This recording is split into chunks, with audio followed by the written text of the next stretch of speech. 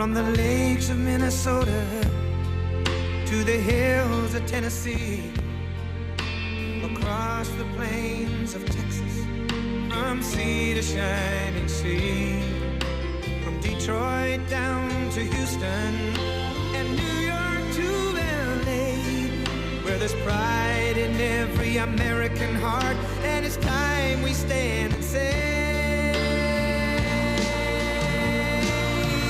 that I'm proud to be an American, where at least I know I'm free, and I won't forget the men who died, who gave that right to me, and I gladly stand up next to you and defend her still today, 'cause there ain't no doubt I love this land.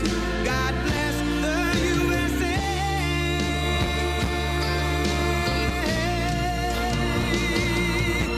And I'm proud to be an American, where at least I know I'm free, and I won't forget the men who died, who gave that right to me, and I gladly stand up next to you and defend her still today, 'cause there ain't no doubt I love this land.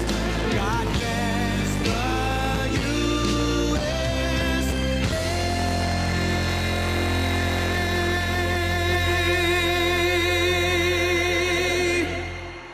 Thank you very much. Thank you very much. Thank you.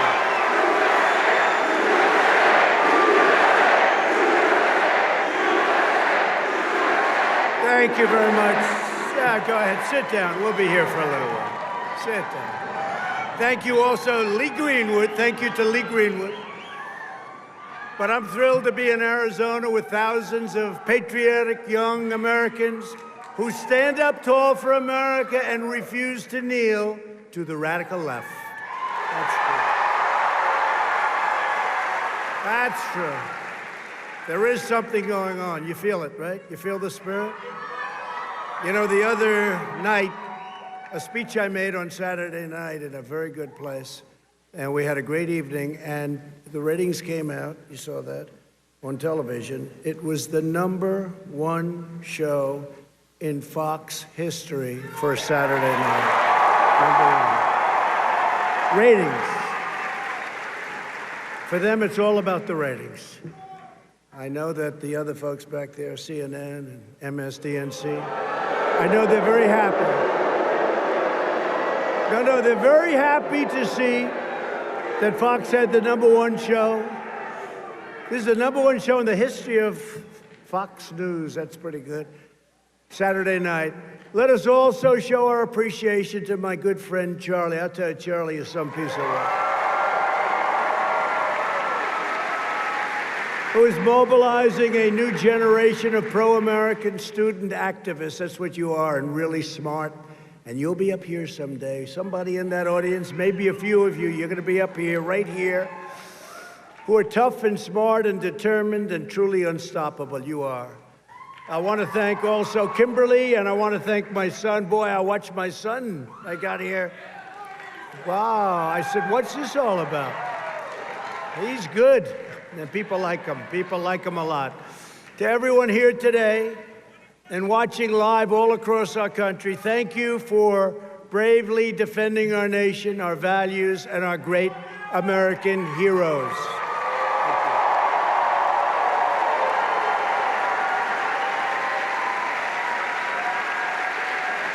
You know what's going on because you're on the front lines of a tremendous intellectual struggle for the future of our country.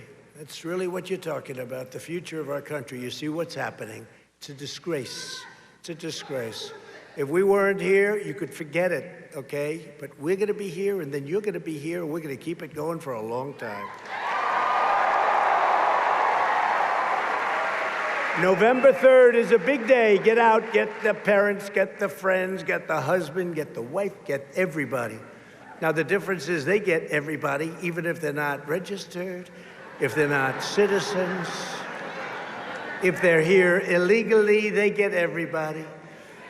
That's one of the little difficulties. And, you know, you go through a whole nation and you see what's going on, and they report zero illegality. Check out California sometime. Check out the deal that they signed with Judicial Watch.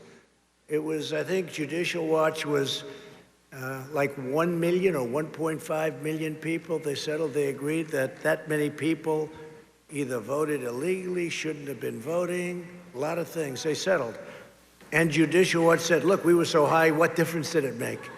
What difference did it make? No, they play a very dirty game. You're fighting against an oppressive left-wing ideology that is driven by hate and seeks to purge all dissent. And you understand that. Amazing at that age. You're young people generally, a couple of oldsters out there, friends of mine. The radical left demands absolute conformity from every professor, researcher, reporter, journalist, corporation, entertainer, politician, campus speaker, and private citizen. But we have Charlie, and we have our people, and our people are stronger. Our people are stronger, and our people are smarter, and we are the elite. We are the elite. You know, do you ever notice? They said it 2 weeks ago. I was talking to somebody. He says, well, you know, the elite. I said, what are you talking about, the elite? Who's the elite? They're the elite? They're not the elite. You're the elite. You are. You're smarter. You're better looking. You have a better future. You know your way around better, believe it or not. There's only one thing they have. They're more vicious. They are vicious. They are vicious people. Anyone who dissents from their orthodoxy must be punished, canceled, or banished. That includes from television. You see it. But you will not be silenced. And, you know, the bottom line, I get interviewed by people, and I'm sitting the other day in the Oval Office, and I didn't like the tone, and I said, you know, it's really nice because I'm here and you're not. I look at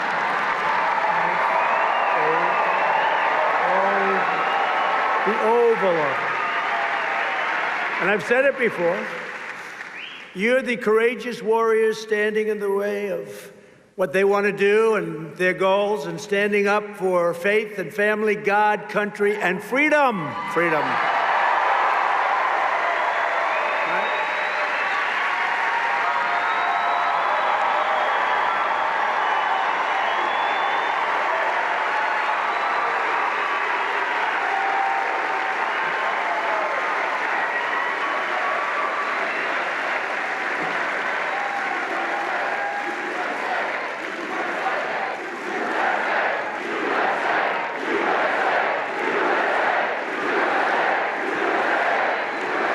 Unbelievable spirit. I appreciate it. Thank you very much.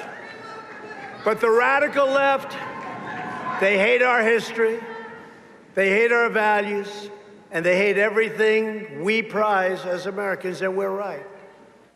Because our country didn't grow great with them. It grew great with you and your thought process and your ideology. The left-wing mob is trying to demolish our heritage so they can replace it with a new repressive regime that they alone control. They're tearing down statues, desecrating monuments, and purging dissenters. It's not the behavior of a peaceful political movement. It's the behavior of totalitarians and tyrants and people that don't love our country. They don't love our country. The left is not trying to promote justice or equality or lift up the downtrodden. They have one goal, the pursuit of their own political power for whatever reason, but that's their goal. That really seems to be their goal or their sickness. And if you give power to people that demolish monuments and attack churches and seize city streets and set fire to buildings, then nothing is sacred and no one is safe. We stopped them last night. Do you see that? Andrew Jackson.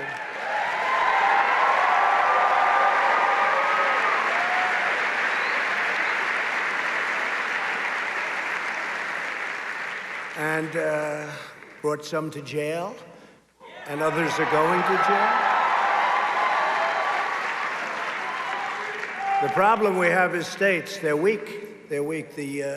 Many of the governors, many of the mayors, you see what's going on. And it's, by the way, just so you understand, it's all liberal, Democrat states. Could you imagine if Sleepy Joe ever became president? This country would be a mess. They would rip down everything, everything. Sleepy Joe. And he wouldn't call the shots.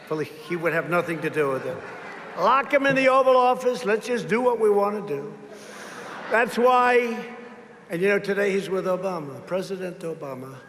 It only took him, how long, a year and a half to endorse him? What did it take, a year and a half to endorse him? Even after he won, he didn't endorse him for a long time. And he's fighting for Sleepy Joe. You know, he really feels strongly about it, so strongly that he was fighting. He wanted everybody to win, but Joe won.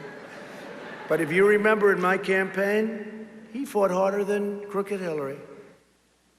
President Obama fought me harder. He said, you cannot let him win. You cannot this. He was all over the place. I said, this guy's spending all of his time campaigning against me. Who won? That's right.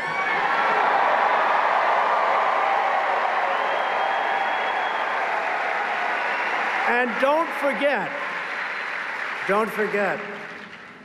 I'm only here because of him and Biden. I'm only here because of them, because if they did a good job, we wouldn't have been here. There would have been no reason. So I'm only here because of President Obama and the job he did, and Sleepy Joe Biden and the job that he didn't do, other than he did a good job for his son. Did a good job for his son. No, but I'm only here because of them. Otherwise, I wouldn't be here. People were very unhappy. The fake news doesn't report it. They were very unhappy. There was tremendous dissent, tremendous anger. A lot of people in this audience, I can tell you. But we're here today to declare that we will never cave to the left wing and the left wing intolerance. We will never surrender to mob violence. And we will uphold American freedom, equality, and justice for every citizen of every background. Very strong. That's who we are. That is what we believe. And that is why we must prevail on November 3rd. We have to prevail. Get out there.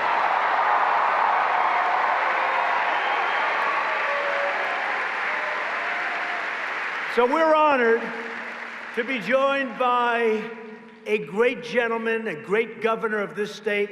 He won by a lot of votes.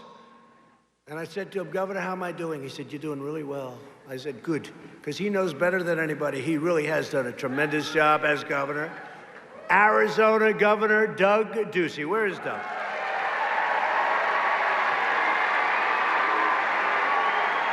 Thank you, Doug. Thank you.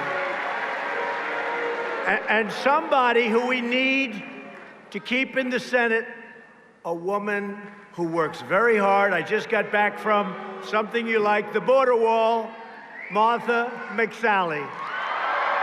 Martha, please. Thank you, Martha. Thank you. Thank you. Thank you, Martha. We got to get her in. And Mark Kelly, who she's running against, is very weak on China and lots of other things. If between Biden and Kelly and these people, they get in, China will own this country, and they don't own us at all. We have done great. Before the plague set in, before the plague came over, right? It came over. We were doing the greatest. We had the greatest economy we ever had, the greatest job numbers we ever had. The greatest of everything. There wasn't a thing where we weren't number one. We were beating them, and they were having a tough year. 67th. It was one of the worst years they had in 67 years. And we were doing great. And then they said, there's a plague coming over from China. Here it comes. What a disgrace. What a disgrace. And now you saw last week the jobs numbers, the biggest ever. You saw the retail sales numbers, the biggest ever, number one. And we're going to have a very good third quarter. And interesting, we're going to have a good third quarter, and right when those numbers are announced, you have your election. So that's hopefully a sign from up there. But I think we're going to do very well. And they are trying to do their best to keep the country shut down and closed because they'd love those numbers not to be good, but there's not a lot they're going to be able to do about it. Not a lot. But we want to get Martha in, and I want to thank Martha for being here. Governor, I want to thank you for being here. I want to thank you for being such a great friend, too. Thank you. And we also have some of your warriors, great representatives, and they fought with me on the impeachment hoax, one of the great hoaxes based on a telephone conversation that was perfect. I'm the only one that got impeached in history, hopefully will be the only one, that got impeached over a perfect telephone call, like perfect. Perfect. This was like the perfect call. I said, wait a minute. I said, we don't need lawyers, just keep reading. Thank goodness we had it transcribed. It was very good that we had it, because remember Adam Schiff got up and he made up a phony story. He made up a phony story. It's what they're all about. I said it before, they're vicious. Paul Gosar, stand up. Paul, where's Paul? Paul, stand up, Paul. Paul, great guy. There's a man I spoke to him this morning, Andy Biggs. Andy. Great guy. Thank you, Andy. Freedom Caucus. Now that Mark Meadows is our great chief, he's our chief. Mark Meadows. By the way, Mark Meadows is here, too. Let's have it for Mark Meadows. Where's Mark Meadows? But Andy took over, and the Freedom Caucus is doing great. Thank you. Thank you, Andy. Somebody I got to know very well during the hoax, Debbie Lesko. She's great. That's another one. Oh, there she is. She just stood out on television, and it was like she popped. She did great. I said, you're so lucky you know me, Debbie. Because she really was one of the people, she stood out. Thank you, Deb. Thank you. Another warrior, David Schweikert. David, thank you. Thank you, David. Thank you.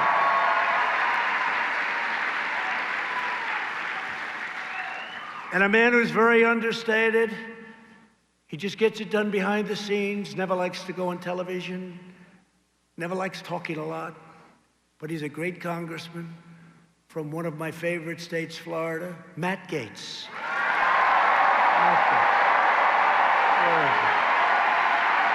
Matt Gaetz. He keeps it low-key and simple, right? No, actually, he keeps it up and not simple. But he's great, and he does a fantastic job. Thank you, Matt. Along with a lot of great people, Arizona Treasurer Kimberly Yee. Kimberly, thank you. House Speaker Rusty Bowers. Rusty, thank you, Rusty. Thank you. Senate President, wow, that's a big deal. Karen Fann. Thank you. So, Madam President, how am I doing in Arizona, okay? She says yes. She knows. She knows. And Navajo Nation Vice President, Myron Lazier. Thank you. I also want to recognize a truly courageous woman, Angel Mom. Is a friend of mine, too, by the way. One of the first people I met when I announced I was going to run. What she has gone through with illegal immigration, nobody will ever go through. Hopefully, nobody ever has to go through. Unfortunately, people will have to do it.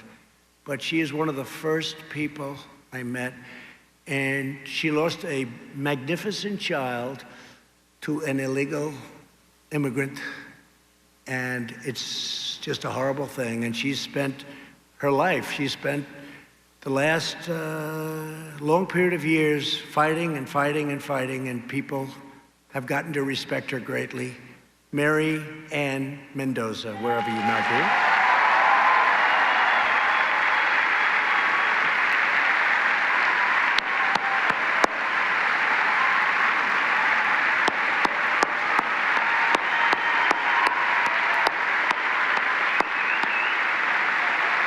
lot of guts. He's got a lot of guts. And thank you, a very special thank you to Pastor Luke Barnett and the Dream City Church for hosting us. Where is the pastor? Pastor, is that the pastor? Hey, good looking. Where's the pastor? Where? I want to see this guy. Oh, he's good. I'll be here. I'll get here someday. I'll be here some Sunday morning. Thank you. Thank you very much. Great job, Pastor. I hear great things. Thank you very much.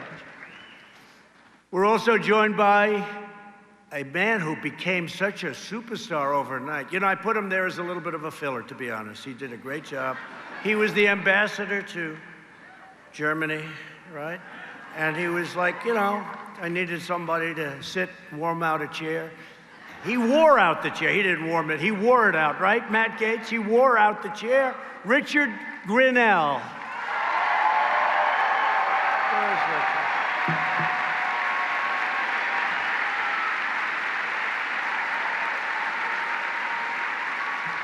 What a guy. Where's Matt? No?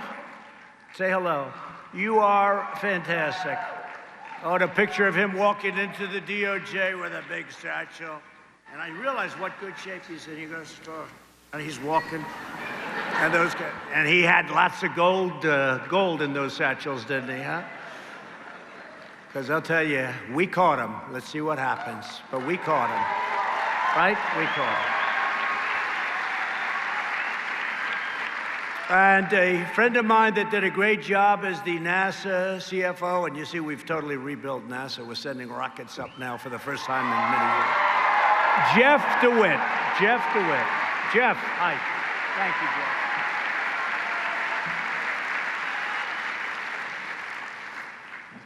Everyone in this room is bound together by a shared set of moral principles and enduring truths. We believe the United States of America is the greatest and most righteous nation that has ever existed. We're going to keep it that way. We believe that every citizen has the fundamental right to think, to speak, to live, and pray according to their own conscience. We believe that the beloved heroes of American history should not be torn down by militant mobs, but held up as an example to the world. Now they're after George Washington. I said, what did he do wrong, George Washington? Thomas Jefferson. We stopped them. They were heading toward the Jefferson Memorial. They couldn't care less. I think half of them don't even know who Thomas Jefferson is. How about Ulysses S. Grant? They want the Confederate soldiers, but all of a sudden they go after Grant, but he's the one that defeated the Confederate soldiers. So what's that all about? How about Gandhi? How about Churchill? You know, Churchill, because this is going outside of our country now. No, we'll stop it, don't worry. Just don't worry about it. 10 years is a long time to spend in prison.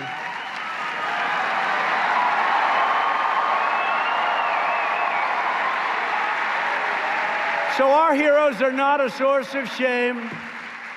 They are an example and something that you can all look up to, a true example of greatness, a point of pride, and we will honor them and cherish them forever. We will cherish them.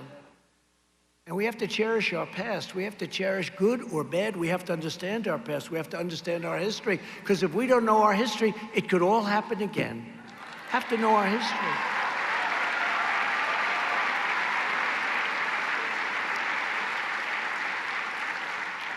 We believe in law and order. We support the men and women of law enforcement, and we stand with the citizens in every city and every community and every part of our country who wish to live in safety, security, dignity, and peace.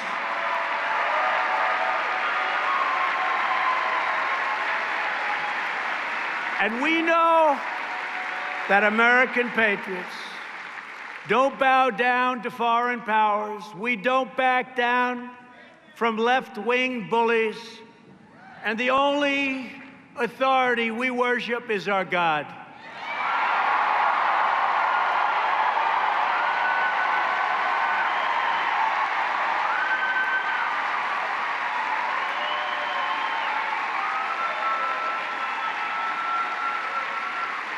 These are the values our country was built upon. These are the values that unite our citizens. And these are the values that powered our civilization to its towering heights, lifting billions from poverty, healing disease, curing illness, and reaching new summits of scientific endeavor, artistic triumph, and human achievement. Guided by these timeless convictions, my administration has been delivering historic gains for the American people.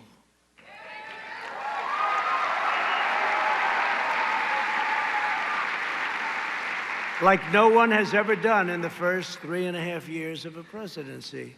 Not even close. It's not even close. By the end of my first term, we will have close to 300 federal judges appointed and approved. 300. If you get 10, it's a lot. 300. An all-time record. And very importantly, we confirmed 2 great Supreme Court justices.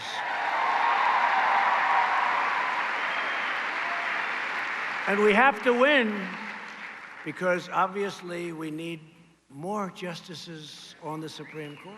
People don't realize how important that is. I've always heard it's the most important thing you can do. I always said defense, but that's right there. Supreme Court justices and judges, and we are setting records. We've spent over $2 trillion to completely rebuild the awesome power of the United States military. And I very proudly created the 6th branch of the United States Armed Forces, the Space Force.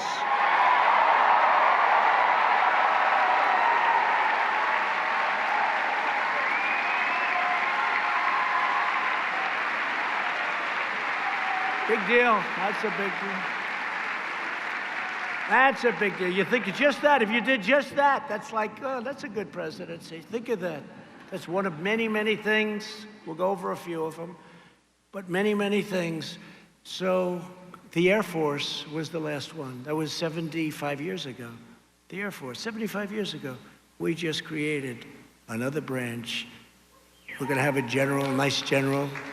We have right now on the Joint Chiefs of Staff a full deal. And that's a great honor because space is going to be very important. At first they smiled when I came up with the idea. I never talked about it in the campaign. I don't think I ever mentioned it once. It's just an idea that I learned as I was going through military. And really an amazing thing. Space is going to be so important. That'll be one of our most important of all. And it's an honor. We're now doing a hydrosonic, I call them super dupers, missile. Goes 17 times faster than the fastest missile right now. 17 times.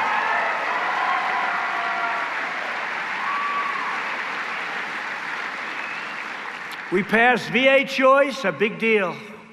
And VA accountability, a big deal. They've been trying for 50 years, almost 50 years on both. Accountability, they couldn't fire people that treated our vets badly. Now we can say, you're fired. Oh, by the way, you had a big deal. That's right. That's right. You had a big deal in Arizona. I've been reading about it for years now, Doug, where they had somebody stealing in the VA, and they caught him cold, like 500,000, right? That's a lot. They stole 500,000. They couldn't fire him. They couldn't fire him. So between the unions and civil service and all of the things, they couldn't fire him. But we made it so that you can now say, you're fired, get out. Right. And they'll give our veterans the care they so richly deserve. You know, choice is so big. Instead of waiting for a week, 2 weeks, 5 weeks, you have no idea how bad it was. If they have to wait, and they have great doctors, we have great doctors in the VA.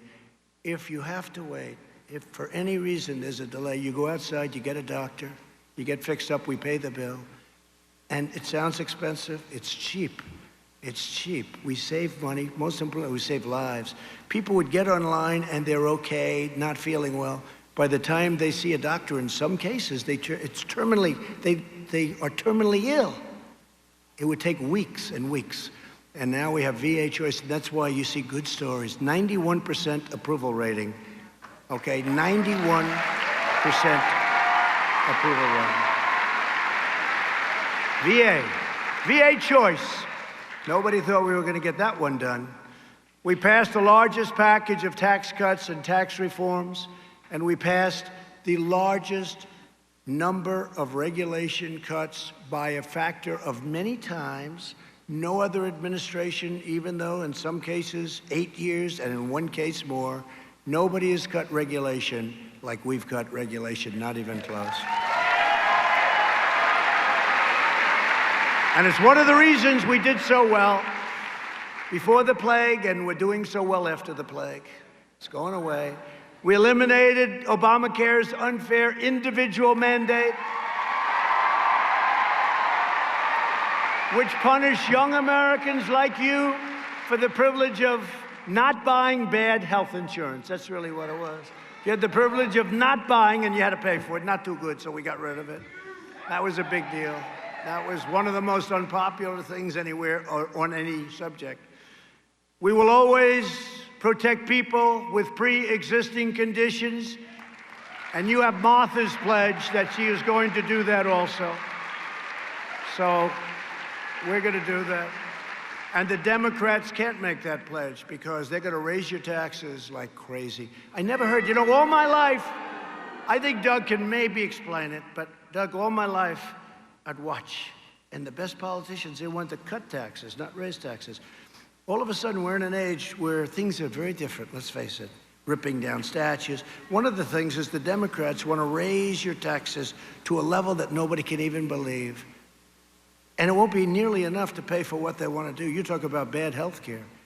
It's just going to be a disaster. But they want to raise everybody's taxes. I always thought it was supposed to be the other way, right?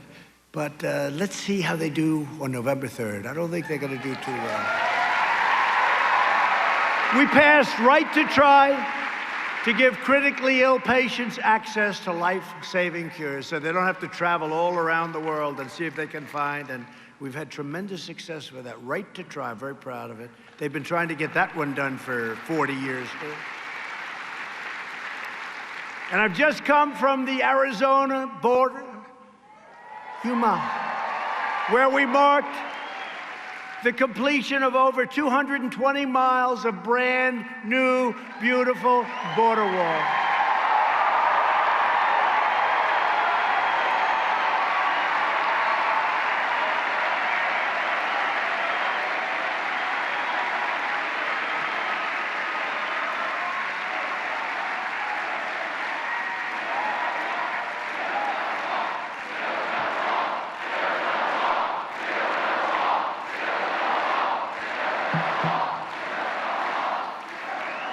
You don't hear about the wall. They don't want to talk about the wall anymore. Do you notice?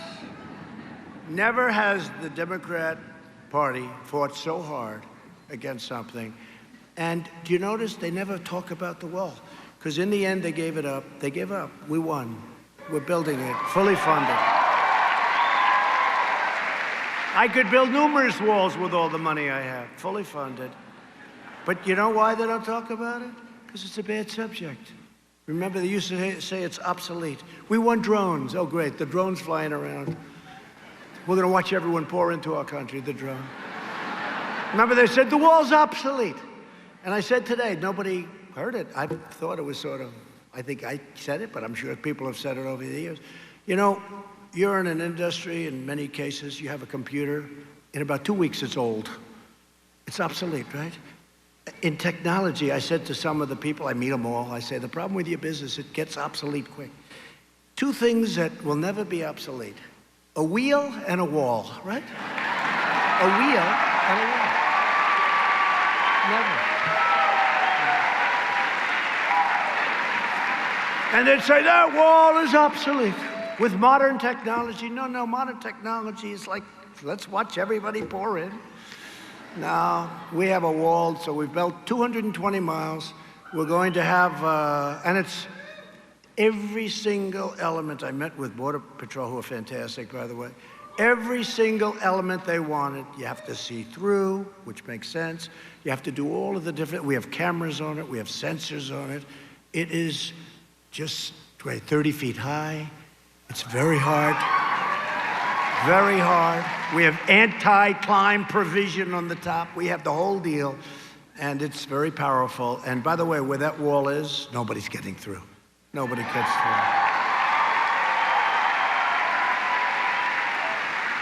We put a chunk, California, off the record. California was saying, please, can we have the wall? This is California. You know, they didn't want the wall, they didn't want the wall. But they wanted the wall, right? Because right next to San Diego is a wonderful town in Mexico. You know the town, I won't mention the name. But they're heavily infected with COVID. Did you ever notice? I said the other night, did anybody see my speech the other night on Saturday night? Yeah. So, what I said the other night, there's never been anything where they have so many names. I could give you 19 or 20 names for that, right? It's got all different names. Wuhan. Wuhan was catching on. Coronavirus, right? Kung flu, yeah. Kung flu. COVID-19, COVID. I say, what's the 19? COVID-19, some people can't explain what the 19. Give me the COVID-19. I said, that's an odd name. I could give you many, many names. Some people call it the Chinese flu, the China flu, right? They call it the China as opposed to the China. I've never seen anything like it, but here's the story. We are going to be stronger than ever before, and it's going to be soon. And I think you'll remember, you know, now Biden's going around like he's a tough guy. You know, he doesn't know where the hell he is. Where are you, Joe? Joe, where are you, Joe? Tell me where you are, Joe. But he's going around, I stood up for China. No, his son walked out with $1.5 billion to manage. And what he did, where's Hunter? Remember I said, where's Hunter? They came out with this T-shirt and some guy made a fortune. Where's Hunter? By the way, where is Hunter? Man, he did well as vice president. Could you imagine how Hunter's going to do if this guy ever won? And the father could honestly say, I have no idea what's going on. You know, he could raise his hand. Is that Kaylee? Where's Kaylee? Where is Kaylee? Where is Kaylee? Where is Kaylee? What a job she's done, our press secretary. Where is she? Where is she?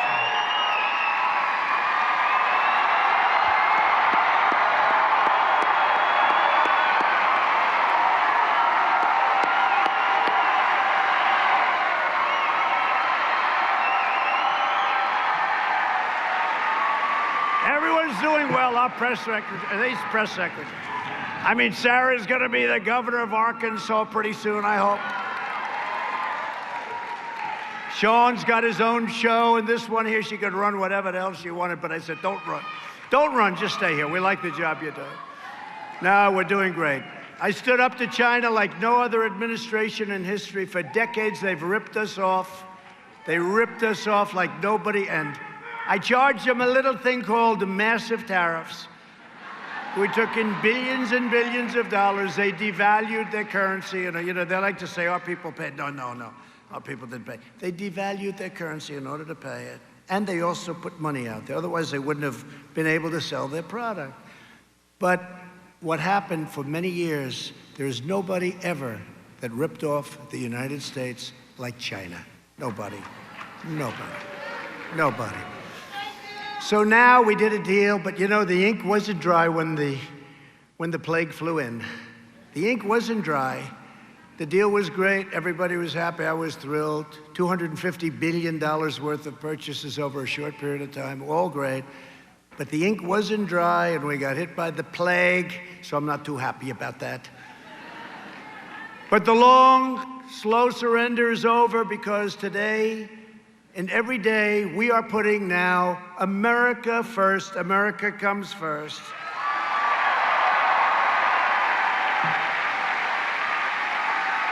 We sparked a revolution in domestic energy production, and the United States is now the #1 producer of oil and natural gas anywhere on planet Earth. America, as of a couple of years ago, is no longer energy dependent. We are now energy dominant. And because our energy use went down so much during this pandemic, it was a very, very bad period of time because we have 10 million jobs, energy jobs, and now we have the oil price up where it should be, and yet people are paying very little for gasoline. That's like the perfect thing, right? That's the perfect thing to do. And I signed groundbreaking criminal justice reform, which nobody was able to get done. Very important. Very important. Very important. I secured record and permanent funding for historically black colleges and universities. Nobody knows that. And we created opportunity zones along with Tim Scott.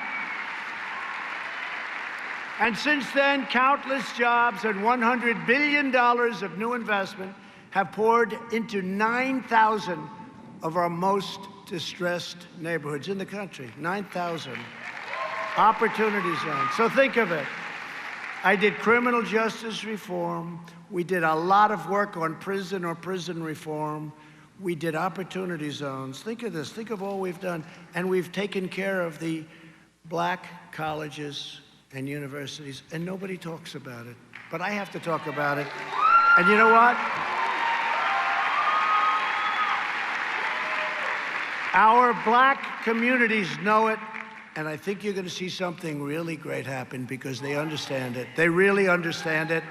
And I'll tell you what, whether it's any community you talk about, but if you take a look at those numbers from pre-virus, but you take a look at them in a year from now, you watch. And your 401s right now, your 401ks, I don't think you want to have somebody else playing with them because you're just about at a record high, and you put the wrong person in, they will be obliterated. They will be obliterated. So we're fighting for school choice because we know that access to education is a civil right.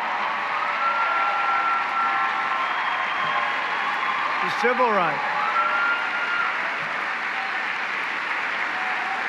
School choice.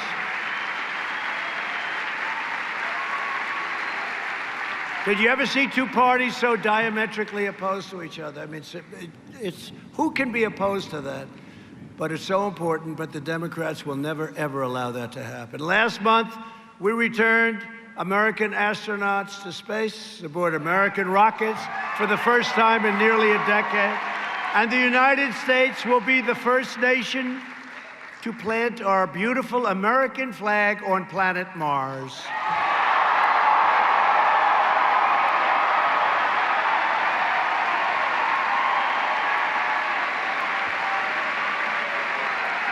And we destroyed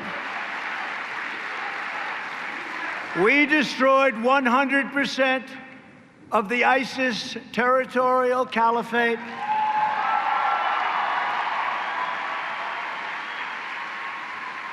And the savage terrorist monsters, al-Baghdadi and Qasem Soleimani, they are both dead. 100%. 100% of the ISIS caliphate, and when I took over, that caliphate was going like this. It was a mess, but we destroyed it. No administration has accomplished more in just 3.5 years. It is. I mean, I could go after, these are just a few points. I could talk for an hour and a half just reading the points off. You know that. Yet, as you know, in recent months, America has faced down that unseen enemy, the virus from the distant land that spread across the globe and invaded our shores, but invaded the shores of, think of it, 188 nations. I have a friend, he's a very smart guy, said, I didn't know there were that many nations. I said, actually go over 200, but 188 nations that we know of. I love you too. Thank you, darling.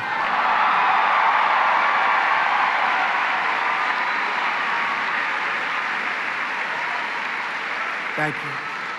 And tomorrow the fake news will be said, he said he loves somebody. He said he loves somebody. Terrible. Terrible. I'll be in big trouble, the fake news. They are terrible people. Who are the people that stood up? I just want to stand up, please. Who said, I love you? Let's, whoa.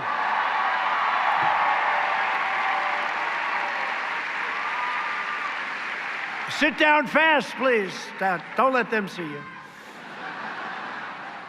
That's a lot of press back there. Look at that.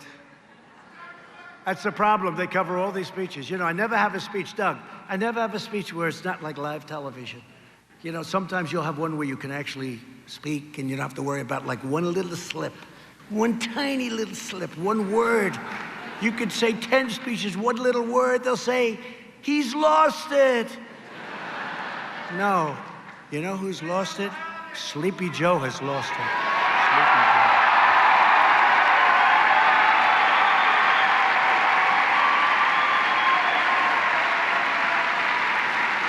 In response, we took swift and early action to ban travel from China very, very early. Remember Nancy Pelosi and that crazy group? Nancy Pelosi. She wanted to dance in the streets of Chinatown in San Francisco. Long after I banned China from coming here, we saved tens of thousands of lives with that early decision. And then we made an early decision on Europe. Yet liberal lawmakers and Democrat politicians condemned this policy. The left rejected science in favor of their fanatical devotion to open borders. They want open borders, not just our southern border. This is why the left is so dangerous. They always put their ideology before your safety. It's crazy what's going on. Defund and abolish the police. How's that, a good idea?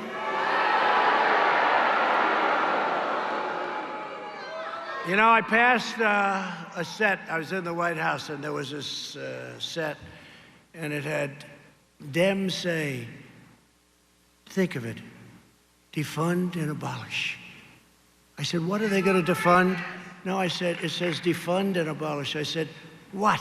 What are they going to defund and abolish? I thought it was going to be something. They said, the police. I said, oh, great. I just won the election. That's great.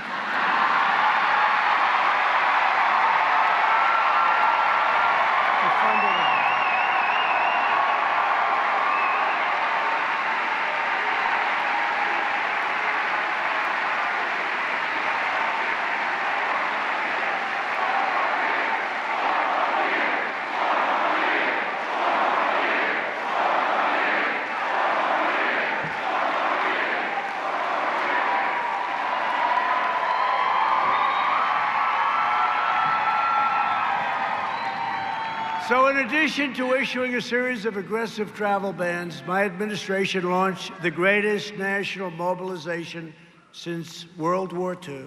We have done such a great job with this, between the ventilators and all of these things, including testing. We're testing so much. We're now up to 27.5 million tests. I thought it was 25 because it seemed like 25 million. 27, they just told me. 27.5 million tests. Now, when you have all those tests, you have more cases. So the news conference said, they have more cases. Well, yeah, if you're going to do 20, and if, let's say, other countries do 1 million, 2 million, big countries, 3 million. Now, 4 weeks ago, Germany was at 3 million tests. So I don't know what they are now, but I know they're not anywhere near where we are. So then they'll say, we have more cases. Now, look. We want to do testing. We want to do everything. But they use it to make us look bad. But because of it, our mortality rate is so low. It's so great what's happened. So we want to test. So we do all these tests, and we find pockets, and we find people, and we find cases, and they say, the cases have jumped. Instead of saying, what a job we're doing with testing. But we did the job with testing, and we did ventilators, and we came up with tests that we have so many different types of tests. We have the 5-minute test, the 10-minute test. We have tests, you send them to a public lab, a private lab. We have tests. It's a lot of tests. And other countries that have done very well with testing, they call us, they say, there's nobody that's been able to do the job that you've done. Now, the only ones I can't get to say that are the fake news media people. They can't say it.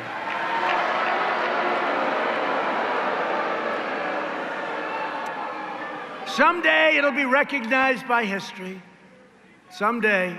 But our actions and your selfless sacrifice, and that's what it was, saved hundreds of thousands of lives. We had to do it.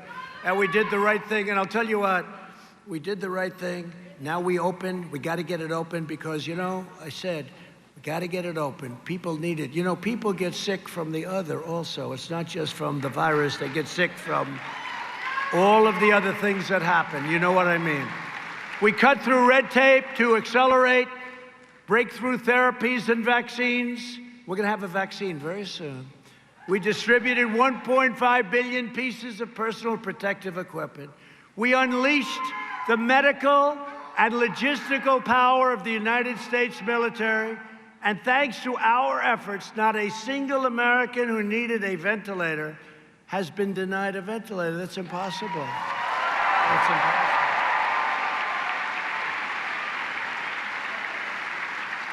Remember when the New York governor, Governor Cuomo, said he needs 40,000 ventilators? Our people said, no, you need 4,000, maybe 5,000. Anyway, we got him what we thought was right. They never needed all of them. In fact, they gave some to other people, but he didn't need 40,000 as opposed to 4,000 or 5,000. And it worked out great. Then he wanted a hospital built in the Javits Convention Center. We built it, but he didn't use it. He could have used it for the older people. It was brand new, not infected, no infection. Then he wanted the boat. He wanted the boat to come up. The beautiful, beautiful hospital ship. You know what that is called, right? And it came up. They could have used it for senior citizens. They didn't use it. And it's a shame. It's a shame. It's a shame. We're now the chief ventilator producer anywhere in the world. We're helping other countries with ventilators because ventilators are very hard to make. They're very complex. They're big and expensive. And many countries are calling us asking for help. They need ventilators, and we're able to do it because we're making thousands of ventilators. Think of this, thousands of ventilators a week. And to rescue the U.S. economy, which is happening now, we passed over $3 trillion in relief measures. We suspended student loan payments and interest for college students.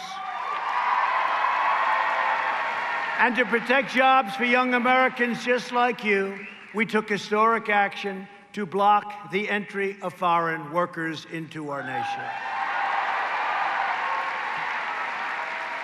And we believe that companies should hire American workers and American students first. They have to hire. We got to go American. We got to go American.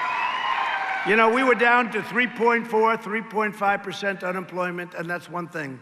But now we got to get it back to those numbers. Then we can think, right? Then we can think about taking people in through merit, only through merit, or mostly through merit. I better say mostly because they'll say that's a terrible thing. You can't make a little bit of a slip. They'll say, he said only. What about this? What about that? Generally speaking, we like merit, okay? We want American students to fill American jobs. That's the biggest difference between us and the left. We know that our first duty is to take care of our citizens. Make America great again.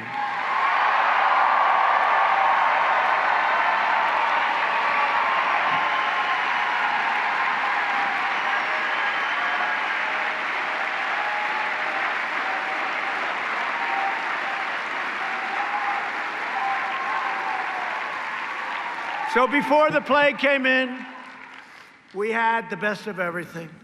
We had the best interest rates. We had the best unemployment rates. We had the best job numbers ever. We had everything.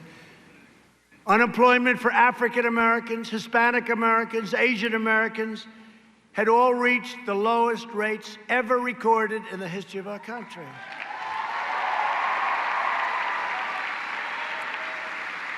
It's amazing how many categories. Young people without a high school diploma, young people without a college diploma. We were number one on every list you can think of. Women, 75 years. Not as good, I'm sorry. But it was getting ready to hit the all-time. Women, it was the best in 75 years, so I have to apologize. Can you believe that? We did the best in 75 years, and I apologize to women. But we were ready to hit the all-time, and then we got hit by something that should have never happened because they could have stopped it. Young people have seen their wages rise by more than 10%. They've never seen anything like that. We built the strongest and most prosperous economy in the history of the world, and we will do it again very, very quickly. It's happening already. We've just added 2.5 million jobs last month. Think of that. That's the largest increase in the history of our country. 2.5 million jobs in 1 month. And just to add the topping, as I mentioned, the 18% in retail sales, the surge, was the biggest jump ever recorded in the history of our country.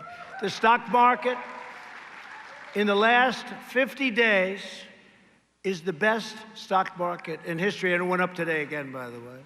Think of that. Think of that. Go back a week, 50 days, the strongest 50 days in stock market history. This is during, hopefully, the end of the pandemic. But as we fight to restore, renew, and rebuild our country, the hard left is trying to divide, denigrate, and destroy our country. The American people have watched in horror as left-wing extremists have looted businesses, violently assaulted innocent civilians, and brutally injured hundreds and hundreds of police officers, our great police officers. They even vandalized, that's right, the Lincoln Memorial, the Lincoln Memorial. The radical left thinks the future belongs to them. No, the future belongs to you. It belongs to people that love our country. So we're not going to take moral lectures from the same left-wing ideologues who oppose school choice, who support deadly sanctuary cities, who want to defund our police, defund and abolish our police. Think of it, defund and abolish is now their theme. And who preside over the violence and mayhem of the 20 most dangerous cities in America, 20 for 20, 20 most dangerous, run by Democrats, and it'll happen to our country if a guy like Joe Biden gets in, because Joe Biden has no control over what's happening. They won't even be talking to him. The murder rate in Detroit and Baltimore is higher than that of El Salvador, Guatemala, or Afghanistan. But the left launches no protests over these travesties. They're travesties because it doesn't serve their radical agenda. Think of that. Tougher than Afghanistan. All run by Democrats. While their movement is based on hate, ours is based on love. Love of our family, love of our nation, and love of our fellow citizens.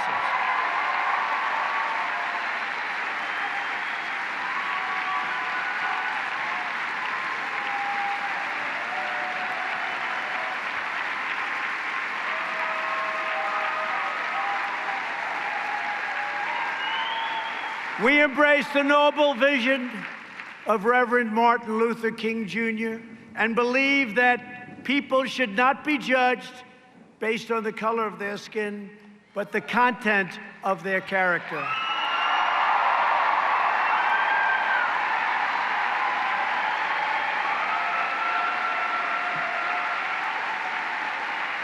This is a choice of two futures. The left's vision of disunity and discord, or our vision of equal opportunity and equal justice. Every American should take a long look at the bedlam in Seattle, because that's exactly what will come to every city near you, every suburb and community in America, if the radical left Democrats are put in charge. They want to abolish ICE. Do you have any idea how patriotic ICE people are? I know them. They are very tough. I agree. They're very tough, I agree. They like to fight, I agree. But you don't want to do it. Look, I'm looking at some pretty tough guys right here. Look, you're not going to do it. He's not going into an MS-13 nest, swinging now. These guys are tough. They're smart. They're getting them out by the thousands. They're taking MS-13 out of our country by the thousands. They want to abolish ICE, get rid of ICE, abolish bail. They want no bail anymore. Just, we put you in for murder. It's okay. Come back whenever you have a chance. You see what's going on in some places like Philadelphia, what's happening in Philadelphia, what's happening in other cities. Look at what's going on in Chicago. What's that all about? Chicago is a great city. But they want to abolish borders and abolish every police department in the country. The Democrats are also trying to rig the election by sending out tens of millions of mail-in ballots, using the China virus as the excuse for allowing people not to go to the polls. Hey, we have a virus coming. We have to send, think of it, California. He's going to be sending out millions and millions of ballots. Well, where are they going? Where are these ballots going? Who's getting them? Who is not getting them? A little section that's Republican. Will they be stolen from mailboxes as they get put in by the mailman? Will they be taken from the mailmen and the mailwomen? Will they be forged? Who is signing them? Who's signing them? What, are they signed at a kitchen table and sent in? Will they be counterfeited by groups inside our nation? Will they be counterfeited maybe by the millions by foreign powers who don't want to see Trump win because nobody has been tougher on trade or making our country great again? Nobody. No, mail-in ballots is a disaster for our country. It's going to end up in a big look, just forget about all of this stuff. Forget about speeches and teleprompters and all of that. They send out millions of ballots. Who's getting them? How are they delivered? Who's not getting them? Think of it. It's going to be fraud all over the place. And if you look right now, look at all of the disputes they're having on mail-in ballots. A friend of mine, who's a great guy, had a son who passed away 7 years ago. 7 years ago. He came to see me the other day. He said, they just sent to my son, Robert, a mail-in ballot. He died 7 years ago. There's no way they can control that. With mail-in ballots, you introduce something in the middle of an election year, and you have something where it's very complex. You have no time to fix this very complex process. It's very complex. This will be, in my opinion, the most corrupt election in the history of our country, and we cannot let this happen. They want it to happen so badly.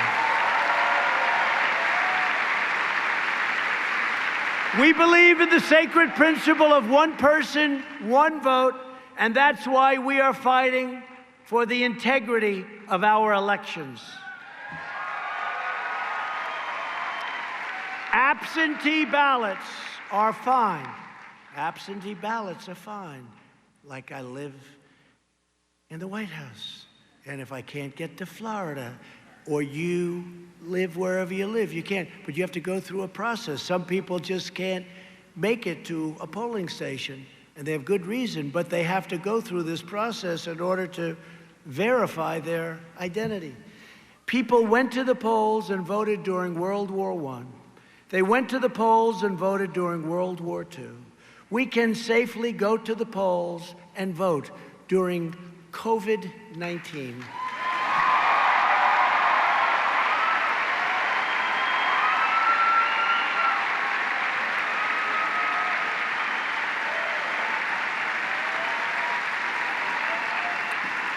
And there is tremendous evidence of fraud whenever you have mail-in ballots. And frankly, if we are really going to protect our elections, and some people don't want to hear this, we must have voter ID.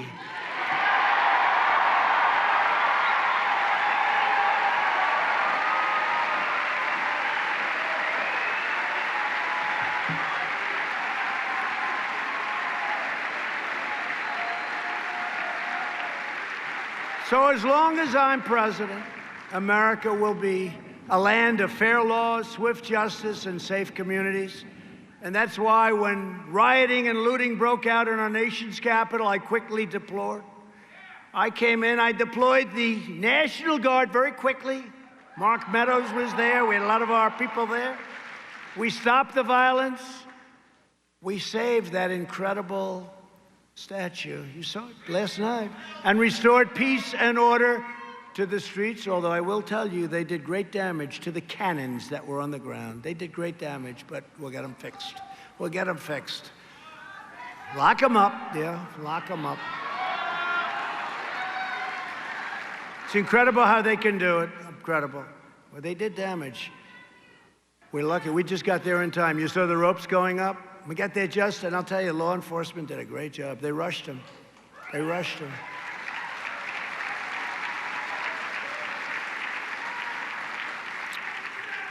And these people fought back, and the law enforcement was much tougher, much sharper, much better. They really had no trouble handling them. It was like handling a baby for them. It was just like a baby. A lot of spoiled people in that group, you know, a lot of spoiled rich people saying, "What are you doing here?" I've also made clear that any rioters damaging federal property and defacing our monuments will face severe and lengthy criminal penalties, 10 years.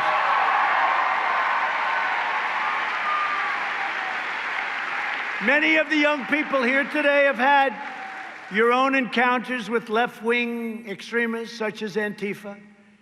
Joining us today are two students from North Carolina State University, great place, great state, Chris Thomas and Jack Bishop. Please come on up, fellas, come on up.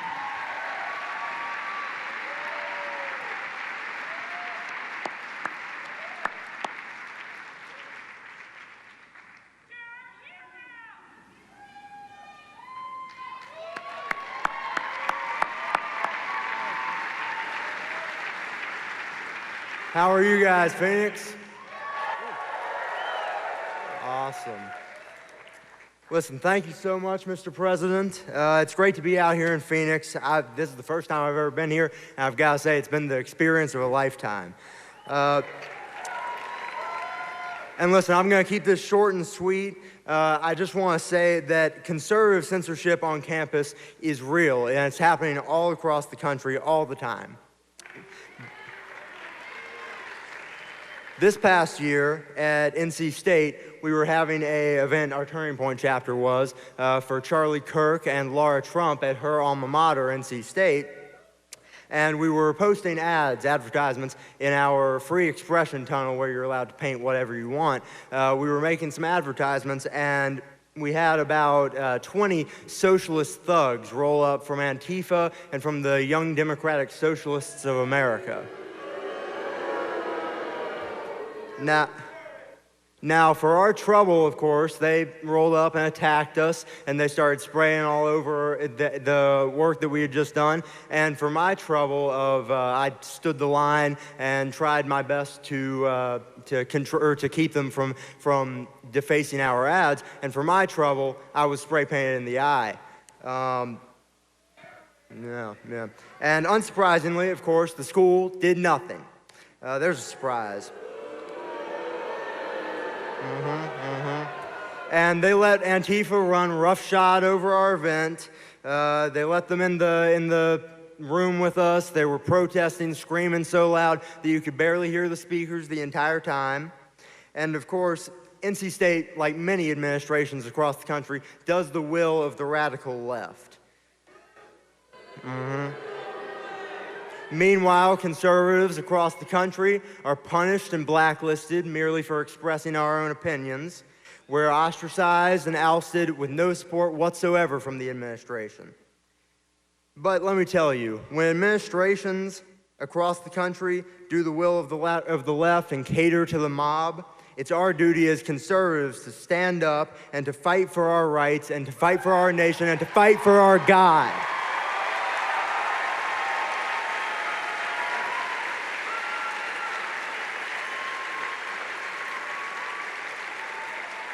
And you know, Mr. President, Mr. President, my dad, Congressman Dan Bishop, he likes to say that you like to say that he's not a choker. And let me tell you, Mr. President, us college conservatives, we ain't chokers neither.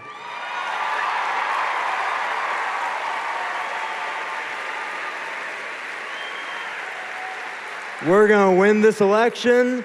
We're gonna take back the House. We're gonna keep the Senate, and we're gonna get 4 more years of the best presidency of my lifetime, the presidency of Donald J. Trump.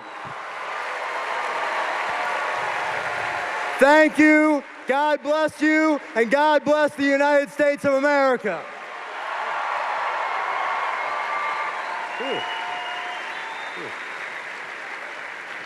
Mr. President, thank you so much. It is an honor to be here with you today. Thank you for giving attention to our situation when the mainstream media back there wouldn't touch the story. Conservatives across this country are treated different every day by their professors and other students on campus. I was mocked by a leftist on my campus, not for my conservative beliefs, but for a medical condition I have that impacts my hair growth and my ability to sweat. I learned that when these leftist ideas fail, they resort to personal attacks because they have no facts to back up their radical beliefs. Imagine how much of a fit the mainstream media would have thrown if 15 to 20 kids in MAGA hats had come up and spray painted a kid in the eye and made someone else for a medical condition they have. Our school, North Carolina State, did not do anything about this. They didn't discipline them, and it was no coincidence that the Antifa logo showed up on the Free Expression Tunnel the next day.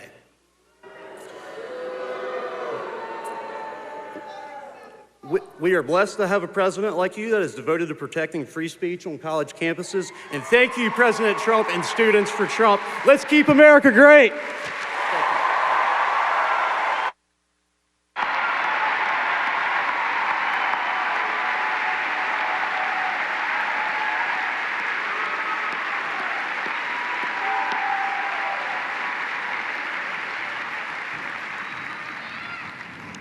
Great job, fellas. Thank you. So, I signed an executive order, as you know, and based on what I'm just hearing, you should maybe be talking to Charlie or somebody around here about defunding that school, because that's can't do that. That's exactly what the executive order was based on. So you talk to the people, maybe have your father call. His father's a great congressman, done a great job. So say hello to him. But you talk to them. That's exactly what it was for. We did something that was radical, but it wasn't radical to me. You have to be heard. And if you can't be heard, let's talk about it, okay? As the radical left inflict violence on American streets, they're also waging war on timeless American values like freedom of speech, which is what we're just talking about. Anyone who dares to speak the truth is canceled, censored, deplatformed, fired, expelled, harassed, abused, boycotted, deprived of a livelihood, or even physically assaulted. Those times will be changing very soon. You can judge a movement by its behavior, and the young patriots here today don't destroy property. You don't burn buildings. You don't punish dissenters, and you don't try to erase the people with whom you disagree. It's called civilized people. You're civilized people.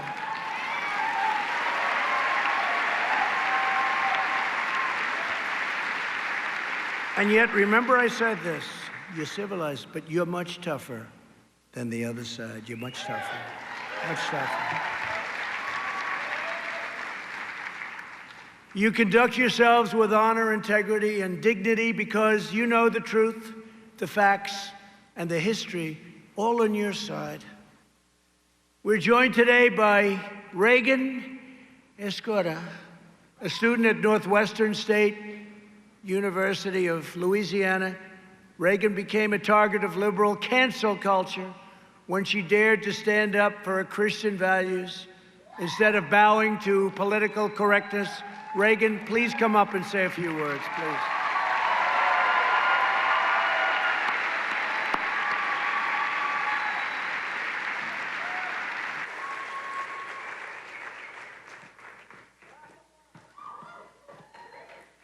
Well, thank you, Mr. President, for being here today with all of us and for inviting me up here to tell of my experience with cancel culture. My name is Reagan Escaday. I graduated from Northwestern State University of Louisiana in 2019, and I started my first job at a small private insurance company in Louisiana.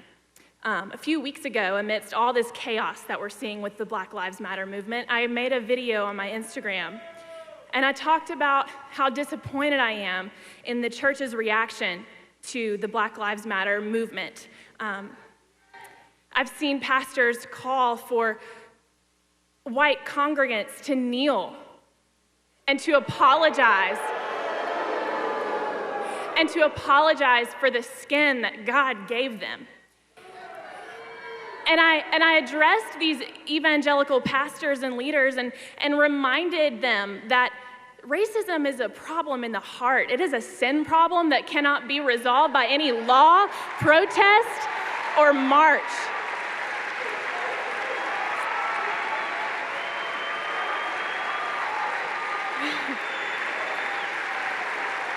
And so, of course, my leftist followers didn't appreciate this message at all. I had my name blasted all over social media, and people told me, you know, I'm ashamed to have ever called you my friend. I've lost all respect for you. I love y'all.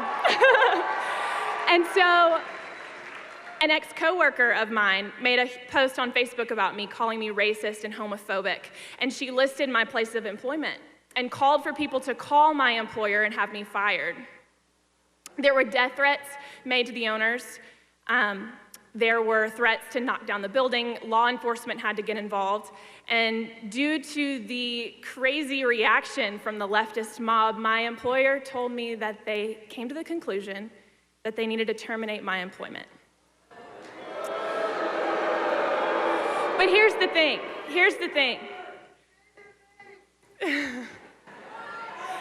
Losing my job is a small price to pay when God's name is being glorified. And He will always make His name known.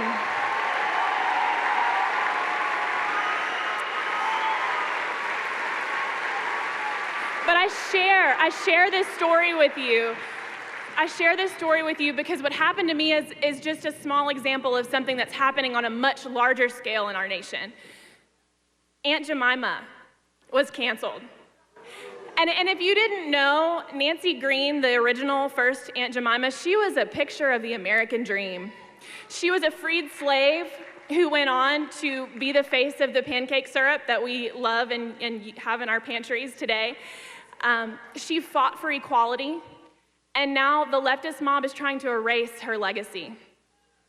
And might I mention how privileged we are as a nation if our biggest concern is a bottle of pancake syrup?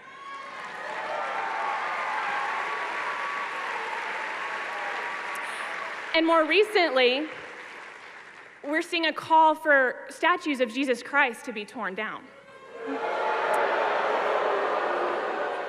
Now, I'm a little confused here because last week Jesus was a social justice warrior, and this week he's the face of white supremacy. And Jimmy Kimmel has been calling our president racist for years, and it turns out he's the racist.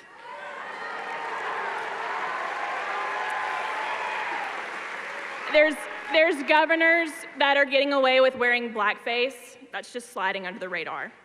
So I want to encourage you all to stand firm in your beliefs.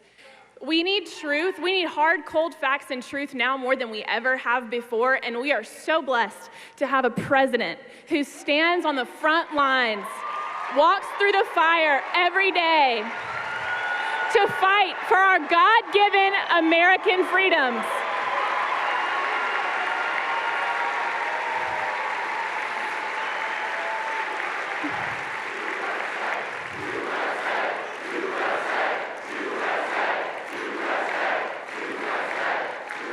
Do not apologize to the mob.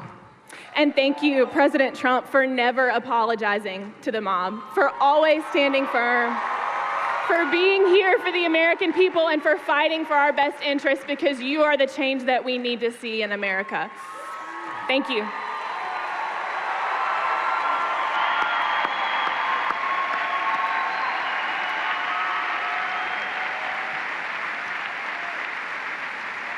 Thank you, Reagan.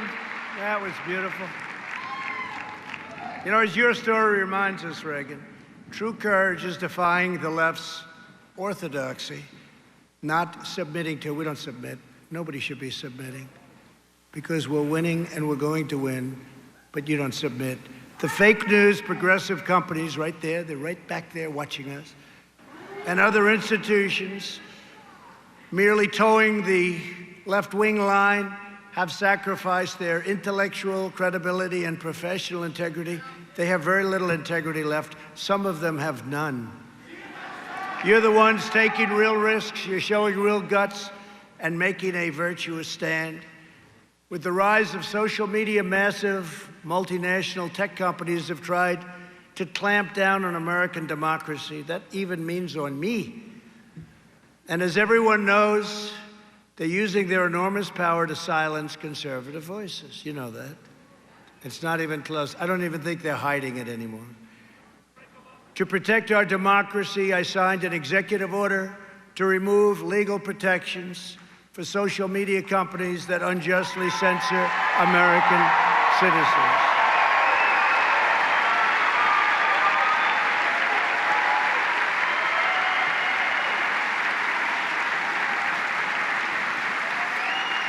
The radical left is also working to eliminate free speech on our college campuses. With us today is Nia Moore, a student at the University of St. Thomas in Minnesota, who has experienced this persecution firsthand. Nia, please come up, please.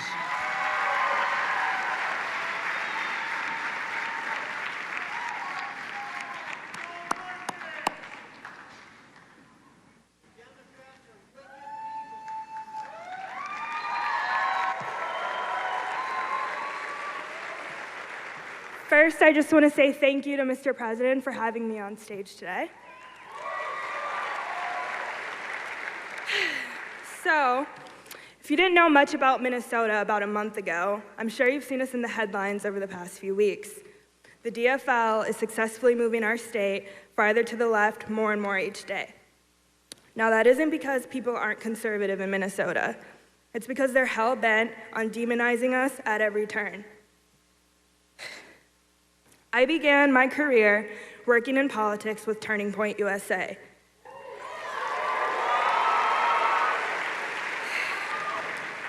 Unfortunately, due to the leftist culture of my campus at North Hennepin, we were shut down almost immediately and were refused official recognition. I was told by the faculty that political groups were not welcome on campus. However, they had multiple leftist groups that supported the Black Lives Matter movement, they were pro-abortion, and they advocated for Bernie Sanders. I know. Our governor, the mayor of Minneapolis, and the representative of the 5th Congressional District in Minnesota are all Democrats. But for whatever reason, the Republicans and the president take the blame for what has taken place. Unfortunately, the murder of George Floyd has created absolute chaos in my state of Minnesota. They have, sorry, I lost my place.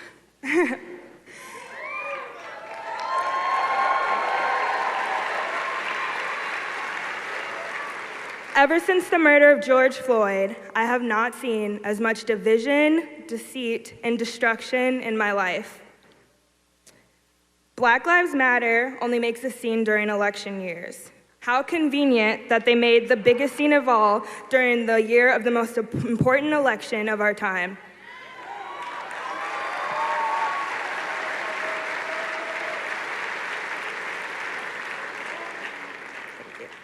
Black Lives Matter is only about police brutality once every 4 years.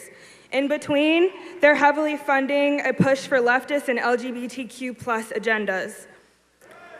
The Black community's culture is naturally very conservative, so they mask their hidden agendas and play on the community's biggest fear.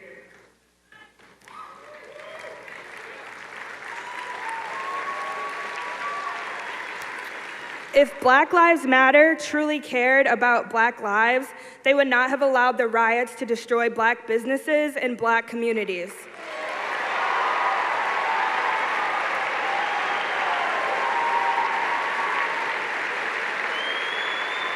If they cared about Black lives, they would defund Planned Parenthood.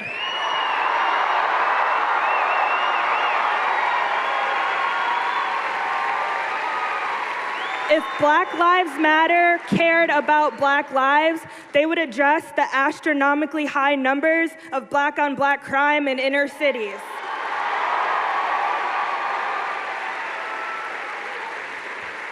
They try to paint us as the bad guys for not supporting the organization, but it's not the saying, Black Lives Matter. I think there's very few conservatives that believe Black lives don't matter.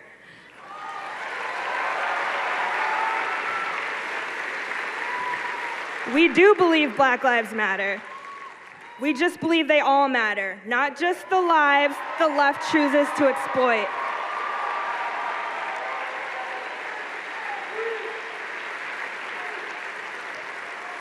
I am the field director for Ilhan Omar's challenger, Lacey Johnson.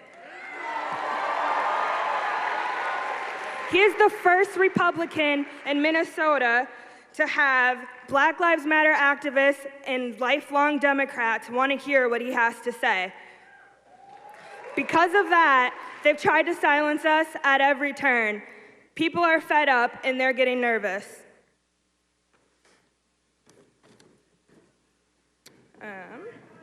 They will stop at nothing to keep their hold on us, even if that means lying to the very people they're supposed to represent. Mr. President, I just want to say thank you for being a great example of a big tent Republican. The president has never needed the Black vote to win, but he has still done incredible work with prison reform, lowering Black unemployment, funding HBCUs, and stimulating the Black community with opportunity zones.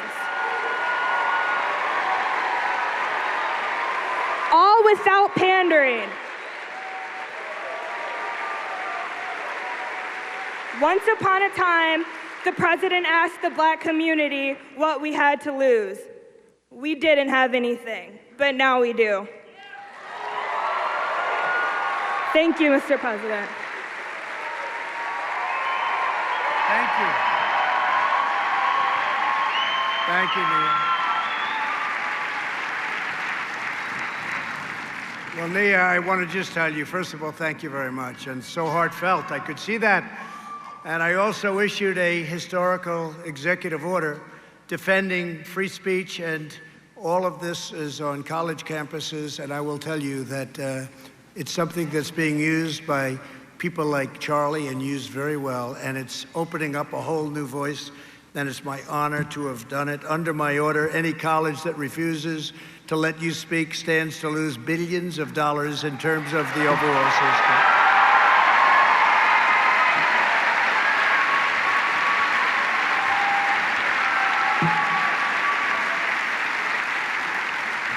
So we've done a lot.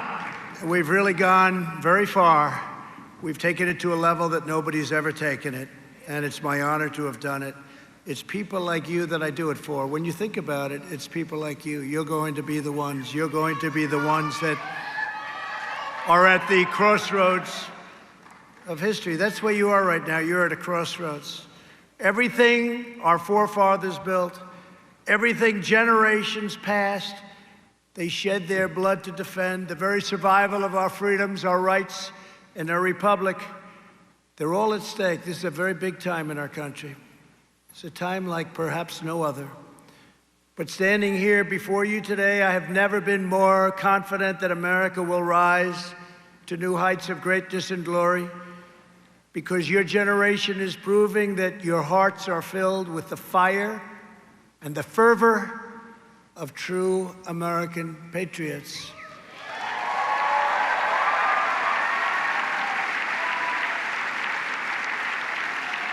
The great spirit of righteous defiance stirs deep within you. I see that.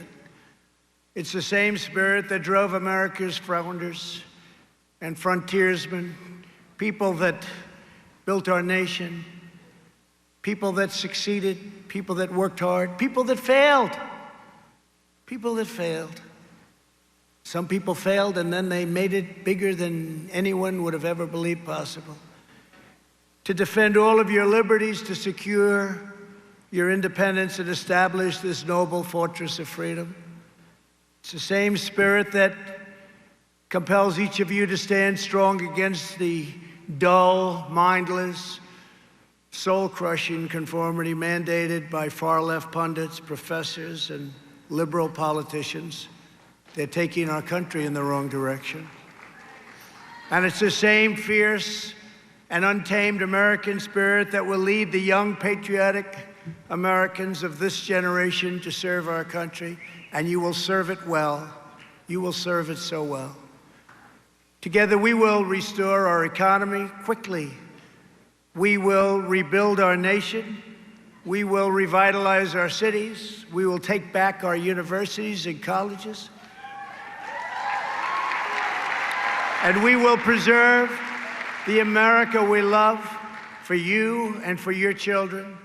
We will defend our values, our voices, our faith, our heritage, our borders, our rights, and our God-given freedoms.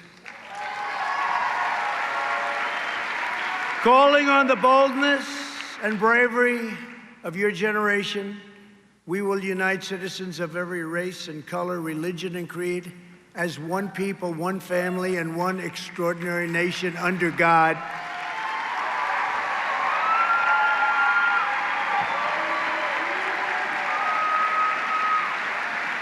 And with your help, this moment will be a turning point in American history that will be remembered and celebrated for generations to come. For our young people, for our economy, for our communities, and for our beloved country, the best is yet to come. Thank you, God bless you, and God bless America. Thank you very much. Thank you.